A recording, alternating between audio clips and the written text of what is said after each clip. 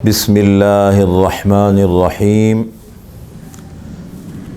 حضرت ابو سعید خدری رضی اللہ تعالی عنہ سے روایت ہے کہ رسول اللہ صلی اللہ علیہ وسلم کی مجلس میں ایک شخص آیا اور کہنے لگا، اے اللہ کے رسول، ہموم اور دیون نے مجھے گھیر رکھا ہے، پریشانیوں نے اور ادھار نے مجھے گھیر رکھا ہے، جس کی وجہ سے میں بہت پریشان رہتا ہوں، ہر وقت ٹینشن رہتی ہے مجھے۔ تو آپ صلی اللہ علیہ وسلم نے فرمایا کہ میں آپ کو ایک ایسی دعا بتاتا ہوں کہ آپ اس کو پڑھیں گے تو اللہ تعالیٰ آپ کی پریشانیوں کو ختم فرما دیں گے اور آپ کے قرض کا اللہ تعالیٰ بندوبست فرما دیں گے۔ اور آپ صلی اللہ علیہ وسلم نے ان کو یہ دعا بتائی، اللہم انی اعوذ بک من الہم والحزن، یوں بھی پڑھ سکتے ہیں اور اس طرح بھی پڑھ سکتے ہیں، اللہم انی اعوذ بک من الہم والحزن واعوذ بک من العجز والکسل وَأَعُوذُ بِكَ مِنَ الْجُبْنِ وَالْبُخْلِ وَأَعُوذُ بِكَ مِنْ غَلَبَةِ الدَّيْنِ وَقَهْرِ الرِّجَالِ۔ یہ دعا آپ نے بتائی۔ ترجمہ اس کا یہ ہے، اللہم، اے اللہ، انی اعوذ بک، بے شک میں آپ کی پناہ میں آتا ہوں، میں آپ کی پناہ لیتا ہوں، من الہم والحزن، پریشانی سے اور غم سے،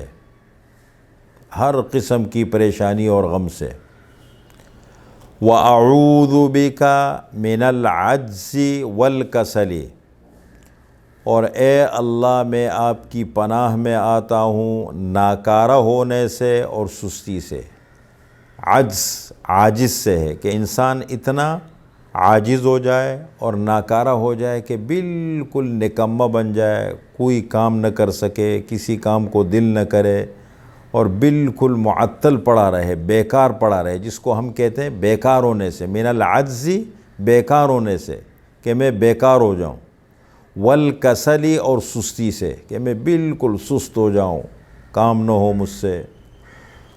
وَأَعُوذُ بِكَ مِنَ الْجُبْنِ وَالْبُخْلِ، اور اے اللہ میں آپ کی پناہ میں آتا ہوں بزدلی سے اور بخل کنجوسی سے، بزدل ہو جائے انسان،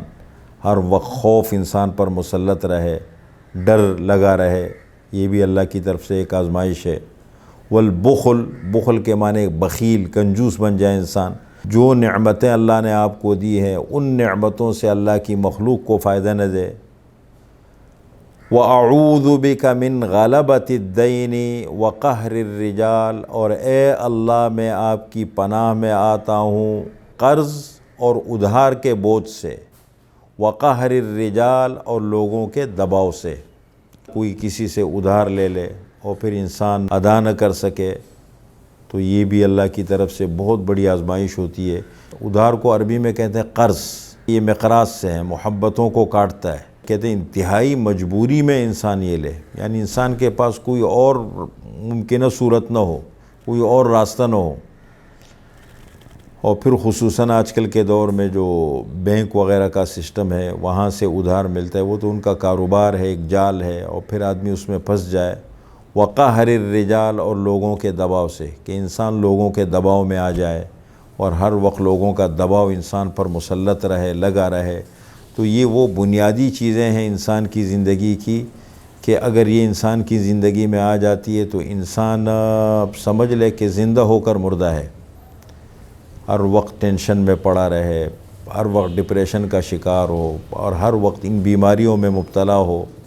تو اللہ کی طرف سے یہ ایک آزمائش ہے۔ تو آپ صلی اللہ علیہ وسلم نے اس صحابی کو یہ دعا سکھائی۔ کچھ عرصے کے بعد حضرت ابو سعید خدری رضی اللہ عنہ فرماتے، وہ آیا اور کہنے لگا، اے اللہ کے رسول، میں نے جب سے اس دعا کو پڑھنا شروع کیا ہے اللہ تعالیٰ نے میرے تمام معاملات حل فرما دیے، میرے قرض کا اللہ نے بندوبست فرما دیا اور میری پریشانیاں اللہ تعالیٰ نے ختم فرما دی۔ ایک چیز ذہن میں رکھیں، جتنی بھی دعائیں آپ صلی اللہ علیہ وسلم نے بتائی ہیں یا قرآنی دعائیں ہیں یا جتنے بھی مسنون اعمال ہیں، ان کے لیے ضروری ہے سب سے پہلے تو پڑھنے کا طریقہ ہمارا ٹھیک ہو۔ اب ہمیں الفاظ ہی صحیح طریقے سے زبان پہ نہ چڑھتے ہوں،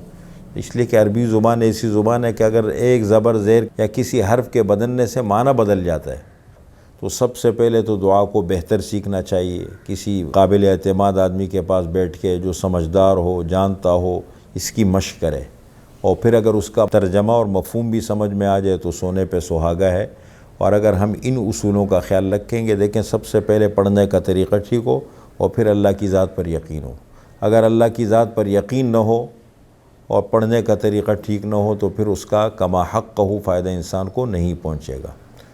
تو یہ ایک ایسی دعا ہے جو وقت کی ضرورت ہے اور مسلمانوں کو چاہیے کہ اس کا اہتمام رکھیں۔